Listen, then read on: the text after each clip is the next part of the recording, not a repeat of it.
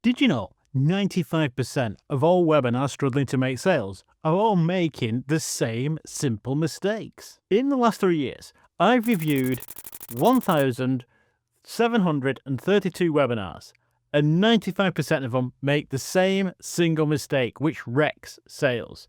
Now, the good news, a 14-second tweak and sales flood in the moment you change it, and it works on any webinar. So I'm going to show you the simple 14-second fix that instantly turns your webinar into a predictable sales machine.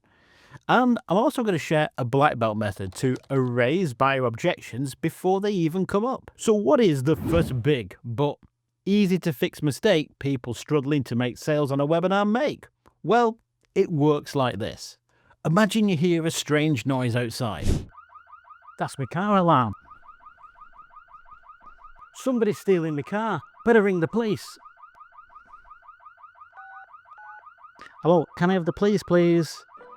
Hello and welcome to the police. We're so excited you called. We're going to have a great call today.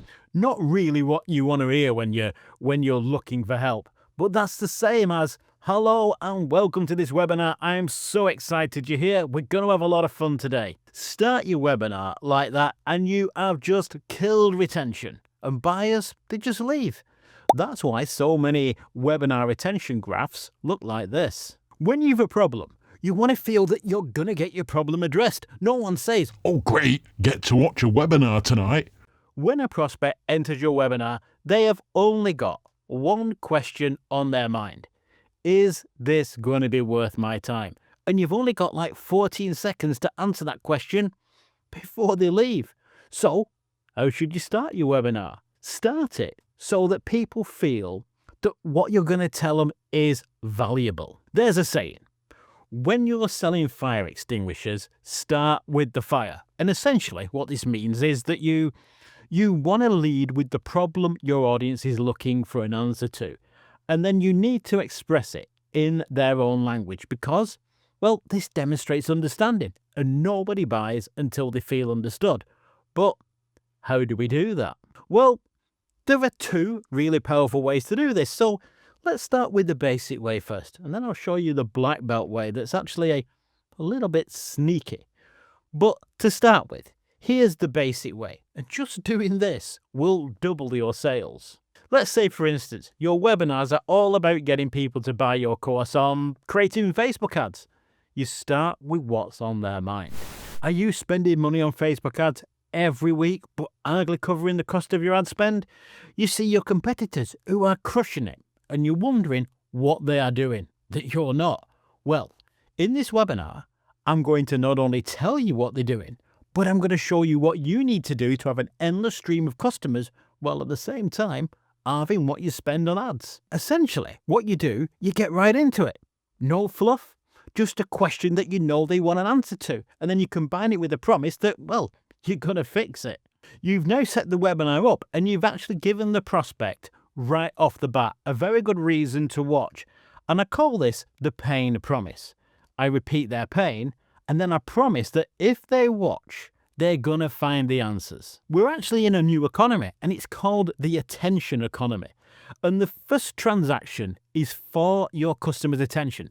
They're watching you on the world's biggest distraction device. So you've really got to be putting your best foot forward here. Now, there are a few ways to start a webinar, but let me tell you, none of them involve talking about you or using general chit chat. Here's the second way I start a webinar, and done right, this absolutely nails it. You can start using questions, or questions more to the point, to knock down objections. Knocking down objections with questions. This is black belt stuff. On the right webinar where you've got some pretty big objections that have got to be knocked down, where your audiences are of mixed ability, and you've got to quickly get them all on the same page.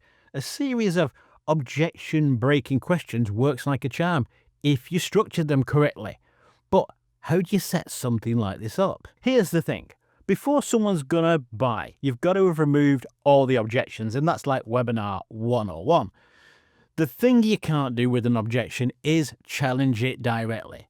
If somebody's objection is, say, I don't have the time, you telling them that that's untrue, not going to work. You're just going to sound like a jerk.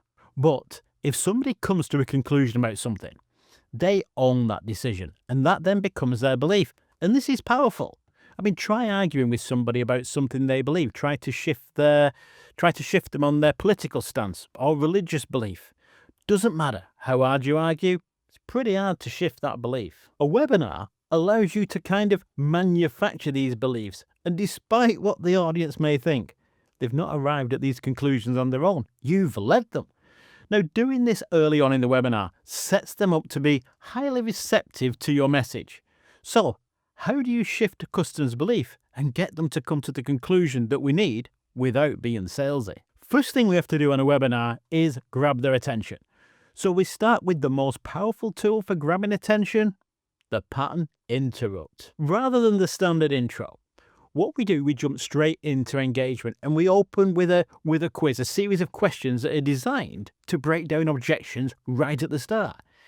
If you start with, let's start with a quick quiz, the initial response is, what's this? What questions is he going to ask? I've at least now got their attention.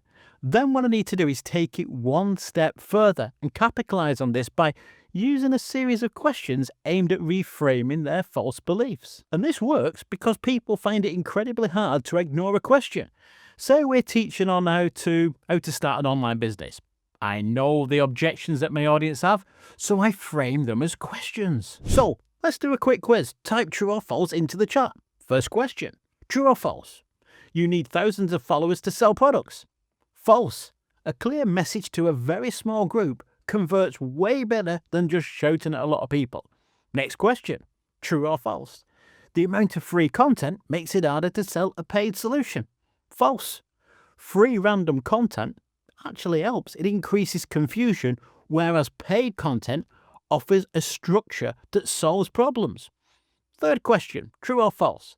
By adding more content to your course, you can actually make it more valuable. False again. Specific, fast and focused is far more valuable than long and overwhelming. What I've done, I've addressed the objections that you don't need a large audience, lots of free content, that isn't an issue, and a small course that is quick to make is all that you need. I will list through the top 4 or 5 questions like this, breaking down the core objections behind them. And this kind of opening on a webinar, it really boosts retention. But just as importantly, it frames the audience and makes them far more receptive to what I'm going to say. Now, building the retention and knocking down objections is great, but it's actually only going to get you so far. If you want to turn your audience into customers, you're going to need to structure your offer in the right way. So you should watch this video next, where I'll show you how to create an offer that people just can't say no to.